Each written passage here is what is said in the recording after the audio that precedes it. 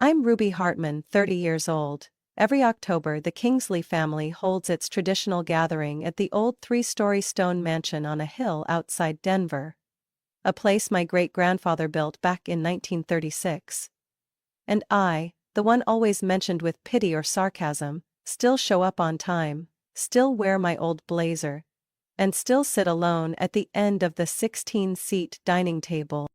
Since I was 14, after a car accident took both my parents, I'd been the appendix of this family. They never said it outright, but their eyes never hid it. Ruby? The poor girl living off other people's kindness. Aunt Lorraine once said in the kitchen, thinking I didn't hear. I stood behind the door, broom in hand, face ice cold. The Kingsleys have been wealthy for generations. They own a chain of luxury hotels scattered across the western U.S., from Arizona to Montana. My grandfather, Walter, built it all by buying roadside motels and turning them into destinations for the rising middle class. After his passing, my grandmother Grace, my father's mother, took over the company with a terrifying coldness. That woman never smiled unless it was about assets. My father, the youngest of four, was the only one who stepped out of the Kingsley Group's shadow. He married my mother, a public library clerk, and moved to a small town called Loveland. They weren't rich, but we were happy. Until that fateful summer. After the funeral, I was sent to live with Grandma Grace at the Kingsley mansion. I still remember that first morning, eating breakfast in the same outfit I'd worn to the funeral, when my cousin Brittany called me a pathetic little souvenir, while flaunting her new $6,000 diamond bracelet, gifted for getting an A in modern dance. I didn't cry. Grandma said I wasn't allowed to cry. Kingsleys aren't weak, she said. We control emotions like we control assets. In the years that followed, she taught me to read financial statements before I even mastered algebra. She showed me investment fund reports before I learned how to pick mascara. I stayed up late studying return rate charts, while my cousins booked facials in Aspen. She never said she loved me, but she taught me to fend for myself. And that meant more than words. In contrast, the rest of the family made no effort to hide their resentment. To them, I was the symbol of my father's strategic marriage failure, choosing a woman with nothing but books and a $3,000 salary. At parties I was seated next to the server or Aunt Lorraine's old cat. Meanwhile, they swapped stories about five-star resorts in Sedona, Cousin Jared's Patek Philippe watch collection, or Cousin Lucas being featured in a magazine for buying a $3.4 million penthouse in San Francisco. And me? I drove the old Ford Focus my dad left behind. At every reunion my car parked between the Range Rovers, Lexuses and Porsches, like a living reminder that I didn't belong. And each time, I still walked into that stone mansion with a smile, still sat quietly while they talked about stocks, investments, and who's the real pride of this family. I never argued, not because I was weak, but because I was listening and remembering. In their eyes, I was a negative balance. No house, no shares in the company, no Rolex, no golf club lunches. I lived with Grandma Grace for 3 years, long enough to understand that silence has a language of its own. She wasn't the type to hold me close or read bedtime stories, but when I sat quietly outside her study at midnight, I saw her poring over thick investment reports, reading glasses at the tip of her nose, dipping a fountain pen into ink like she was signing a war treaty rather than analyzing profits from a plot of land in Wyoming. One December evening, instead of a birthday gift, she slid a folder across the table toward me. "Read this," she said, eyes still on the Wall Street Journal. "It's this year's quarterly financial report for Kingsley Hospitality. If you don't understand it, don't bother coming to the next board meeting." I had just turned 17. I stayed up for 2 nights straight, looking up every term in the investment dictionary she'd given me. On the day of the meeting, I walked into the boardroom in a simple knit dress beside her, surrounded by executives in bespoke Milan suits. When Uncle Kevin smirked and asked my thoughts on the EBITDA growth rate, I replied with a question. Can you explain why this year's depreciation schedule was extended by 6 months? I think it's skewing the profit data." The room fell silent. Grandma didn't look at me, just smirked and gave a small nod. From that day on, she began to train me seriously. There were no formal lessons. Each one came as a story, a headline, or a brutally analyzed mistake. "No one gets rich by spending to be noticed," she said once, when I asked why she never wore jewelry aside from Grandpa's plain wedding ring. We had an odd agreement. I worked as her unpaid assistant. I took notes, reviewed lease agreements, even met with contractors for hotel renovations she invested in across Utah. The summer I turned 18, she let me manage a small project, revamping a rundown motel near Grand Junction. I negotiated prices, monitored progress, planned rental pricing. By fall it was booked through February. Post-renovation profits tripled. The night she handed me the final statement, I almost didn't believe my eyes. She had listed me as a 30% owner of the motel and transferred 100% of its first-year profit into an account in my name. I was speechless. "Why me?" I asked. She simply said, "Because you never asked me what you'd get out of it." At 21, Grandma passed away in her sleep. No illness, no drama. Just a winter night. She didn't wake up from. The funeral was quiet. People called her a real estate legend, but no one truly understood what made her different. They remembered her numbers and smart investments, but not how she read people through the way they spent. After the funeral, each grandchild received a sealed envelope. Brittany got $80,000 to launch her cosmetics brand. Jared received $150,000 for his gym expansion project. And me? Just a handwritten note. "Ruby, don't spend this to impress. Use it to quietly gain control." Inside was a check for $75,000. Less than what the others got. But I understood. She wasn't leaving me a large sum. She was leaving me a message. Real power isn't about how much you have, but what you do when others think you have nothing. I dropped out of my MBA program and used the money to buy a dilapidated 2-story house in a neighborhood no one wanted 10 years ago, East Lake, north of Denver. I lived on the first floor, rented out the second. 6 months later, the area got a revitalization project. 3 years after that, I sold that first house for 4 times what I paid. Somehow, I knew she was still watching, and I was certain of one thing. She'd never want me to waste energy demanding fairness with words. She wanted me to do it through shares, contracts, and signatures. At exactly the right time. I left Denver at 23 with an old suitcase, the same laptop I'd used all through college, and an Excel spreadsheet titled 10-Year Plan, packed with formulas. I rented a studio apartment in Spokane, Washington, where home prices were still low and big investors hadn't begun circling yet. While my cousins flaunted Maldives vacations on Instagram, I was combing through foreclosure lists and calling every local bank to track down pre-repossessed assets. I didn't drive a new car. I fixed up my Ford Focus with money I could have used for a new phone. I didn't eat out. I cooked 3 meals a day and learned to fix plumbing through YouTube videos. I didn't post work hard, play hard selfies at co-working spaces or spas. My only profile image was the logo of my shell company, Heartwood Property Group, registered to keep my identity off public property records. The first property I bought was a 3-bedroom house repossessed by the bank. The backyard was waist-high in weeds, the wiring chewed by rats, and the living room reeked of mildew. But the location, right between 2 roads the city had approved for future expansion. I applied for a special renovation loan designed for low-income individuals. Thanks to my carefully maintained modest income records.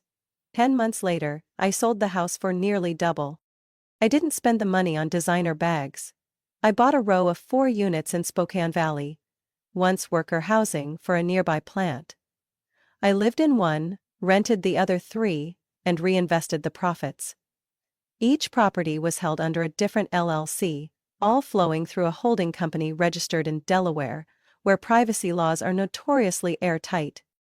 I began tracking small markets on the rise but not yet saturated: Missoula in Montana, Salem in Oregon, and especially Fort Collins in Colorado. I devoured market reports, learned to read early signals before the crowd caught on. A new light rail line gets funding? I bought near it. A Whole Foods opened? I checked surrounding land prices. A school district got approved for expansion. I bought apartments near the future campus. By year 3, I owned 9 properties.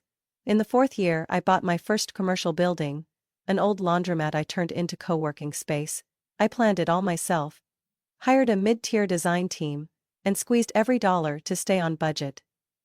By year 6, I owned 14 properties, with a combined appraised value of about $30 million. Then came the strangest opportunity.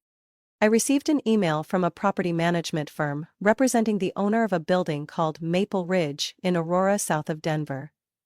It had 28 units, outdated amenities but a perfect location, near a hospital, a high school, and a shopping center. The owner wanted a quick sale before moving out of state. But what caught my eye was the tenant list. 3 names froze me: Jarrett Kingsley, Brittany Ellis, and young Lucas. The same people who once mocked me across Grandma's dining table. Now? They were tenants in a building about to be sold, quietly. I told no one. I didn't react emotionally. Instead, I bought the building through a brand new parent company called Augustine Partners. None of them suspected a thing. I even kept the same management firm to maintain appearances. I made only one change: the tenant approval process. Tighter credit checks, stricter screening, and a new policy memo announcing renovations to the lobby. They started complaining about the drilling, the new guest check-in portal, and the revised parking assignments by resident tier. I listened, through forwarded emails. I read Jared's message saying, "This new owner must be real estate clueless," and Lucas threatening, "I'll find a way to buy the place if conditions don't improve." I didn't respond. I just smiled. The flight from Spokane landed in Denver at 7 p.m. I didn't check any luggage. Just carried a light brown leather tote holding my laptop, printed contracts, and a steel-clipped folder. My real assets weren't in my bag. They were in the silence I'd kept for nearly a decade. The Kingsley estate sat atop Sunset Hill, facing the Rocky Mountains like an old fortress refusing to bow to time. But this time, it faced a real threat. Not from snowstorms or decay, but from the very bloodline that once protected it. This year's family gathering was scheduled to last 3 days. According to an email from Aunt Lorraine, the self-declared internal copay, the main agenda was to optimize legacy assets. Translation: they wanted to sell Grandma's estate for a development project. I arrived early on Friday morning. Martha, the housekeeper who had been there since before I was born, was the only one who welcomed me with a sincere smile. "Miss Ruby," she whispered as she opened the door. If Miss Grace were still alive, she'd never let them lay a hand on this house. I said nothing, just held her hand tightly. I still remembered the last time Grandma sat in the living room, her hand on the oak banister, gazing out at the lavender garden. "This house is not for sale. It's a memory. A reminder," she said before kissing my forehead. That afternoon, as relatives started arriving, the estate turned into a fashion runway. Brittany showed up in a brand new Ralph Lauren jumpsuit, holding a Pomeranian with a Hermes scarf. Jared parked his shiny new Tesla right at the front entrance and nodded at me like I was hotel staff. Lucas came late, carrying a laptop and a pitch deck for his Kingsley redevelopment proposal. "Ruby?" Uncle Alan sneered, giving me a head-to-toe look. "Still driving that old Focus? Durable, I'll give you that." I smiled politely. "Yes, it hasn't betrayed me, unlike some relatives." That evening, the welcome dinner took place in the main dining hall, with white lace tablecloths and Limoges china. I was seated near the end of the table right by the kitchen door. No one said anything directly, but the way Jared bragged about his new hotel chain in Palm Springs, and how Brittany raved about upgrading her Dallas penthouse with family equity bonuses, all pointed at me. Saturday morning, the official meeting began in the great room, once the heart of Grandma's warm Christmas gatherings. Now the nostalgia was replaced by a giant LED screen showing land maps, 3D renderings of condo blocks, and a profit potential breakdown. Lucas stood up to present. If we sell this land to Greystone Development for a base price of $42 million plus a profit-sharing clause on the luxury complex, each shareholder would see a threefold return within 6 years. His voice echoed like this was a moment in history. I raised my hand. What about the memories, the family legacy? Jarrett scoffed. You can't live off nostalgia, Ruby. I looked straight at Uncle Alan. Grandma said this house should never be sold. It's the soul of this family. He adjusted his tie. Ruby, you have 2% voting power. No board seat in Kingsley Capital. And no alternative plan. Don't turn this meeting into a sentimental monologue. My hands clenched under the table. Brittany tilted her head, laughing. Come on, let's be real. Ruby doesn't have the money to keep a mansion just for sentiment. They voted immediately after. Of course, only Martha and I didn't raise our hands. Even though Martha didn't own a single share, she looked at me with steady eyes, as if her voice still held more weight than all of theirs. The meeting ended with clinking glasses and plans for lunch the next day at Ridgewood Golf Club. I walked out of the room, without a single head turning. Sunday, the second day of the family meeting, began with a buffet breakfast full of croissants, imported jam, and chilled orange juice.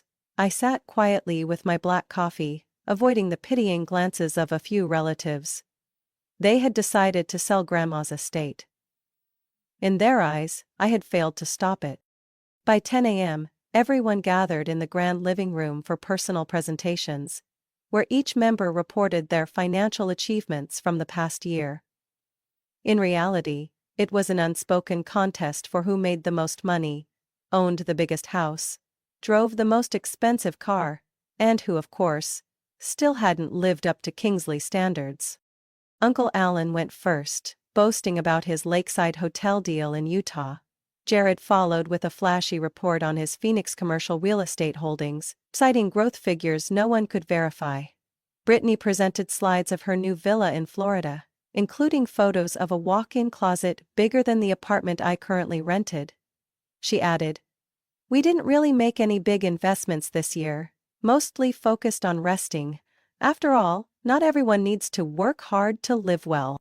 Applause followed each presentation, as if they were witnessing world records. Then it was my turn. "Ruby, do you have anything to share?" Aunt Lorraine asked sweetly. Her voice that kind of artificial sugar-coating a razor blade. I stood calmly. "I don't have a slide deck, just a few personal notes." Some eyes looked up with curiosity. Most didn't bother. Jared rested his chin on his hand. Brittany scrolled her phone. Lucas leaned into his yawning girlfriend. "I still work as an independent financial consultant," I began evenly. "Living in Spokane. Income's modest but steady. Still driving the same old car, still renting." "You should let someone help manage your affairs," Uncle Alan cut in. "The family could establish a support fund for those who haven't reached certain milestones. Nothing to be ashamed of." Before I could reply, Brittany chimed in. "Ruby, if you need a place after the estate is sold, I have a condo sitting empty in Tampa. I could rent it to you at a discount." Laughter slipped out from Jared and Lucas, no effort to hide it now. I looked at them. No anger, no hurt. Just razor-sharp clarity. "I appreciate everyone's generosity," I said, hand resting on the arm of the chair. "Actually, I called my attorney this morning. I have a few updates." The room went silent for a beat. "Attorney?" Lucas raised an eyebrow. "His name is Thomas Kendrick," I said, "based here in Denver.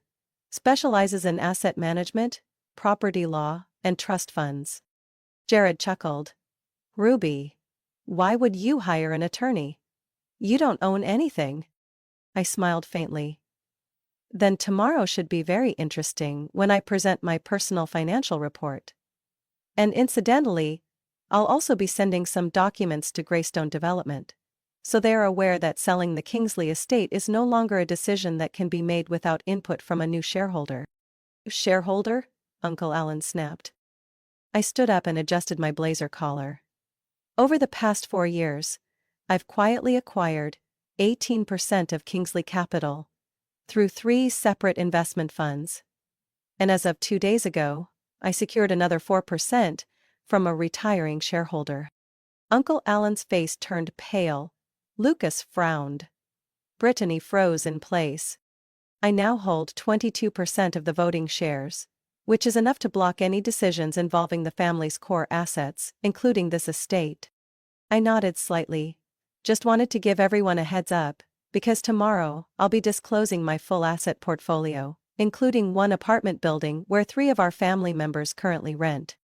I walked out. Behind me, not a single word was spoken. No applause, no laughter. Just the sound of my footsteps, echoing firmly across the old marble floors of the Kingsley estate. An answer that didn't need to be whispered. Monday, 8:30 a.m. The Denver sky was a cold steel blue, and thin sunlight streamed through the tall windows of the Kingsley estate, casting long lines across the oak floor where the official meeting was about to begin. I walked into the main conference room, still wearing the charcoal gray suit. No watch on my wrist, no earrings, just 1 strand of white pearls that once belonged to Grandma Grace. Uncle Alan sat at the head of the table, surrounded by Jared, Brittany, Lucas, and several major family shareholders. Aunt Lorraine whispered something in his ear, stealing a glance at me. Jared looked at me like I was a lost barista. "Well, looks like we're all here," Uncle Alan announced. "We'll be signing the official agreement to sell the Kingsley estate to Greystone at 10 o'clock.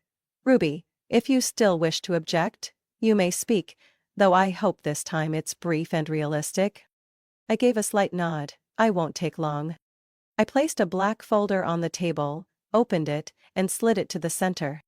"Before anyone signs anything, I'd like to provide an update. Because the shareholder structure of Kingsley Capital that everyone's using is no longer accurate." I nodded toward the man in a gray suit standing by the door. "My attorney, Thomas Kendrick." He moved quickly, placing documents in front of each person. No one said a word. Not until Jared turned a page showing asset valuations. "Is this a joke?" he snapped, voice louder than usual. "No," I replied. "That's my current asset portfolio. It includes 16 residential properties, 4 commercial buildings, and major shares in 3 active real estate firms in Spokane, Fort Collins, and Missoula. Total valuation, as of now, is over $78 million.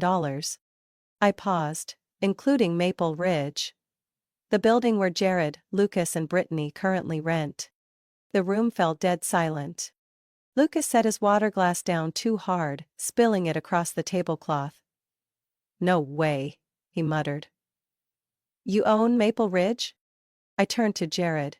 "Remember that email complaint you sent about the guest check-in system being too strict? I'm the one who approved that policy." Brittany shot up. "This is insane. You've been spying on us?" I didn't answer.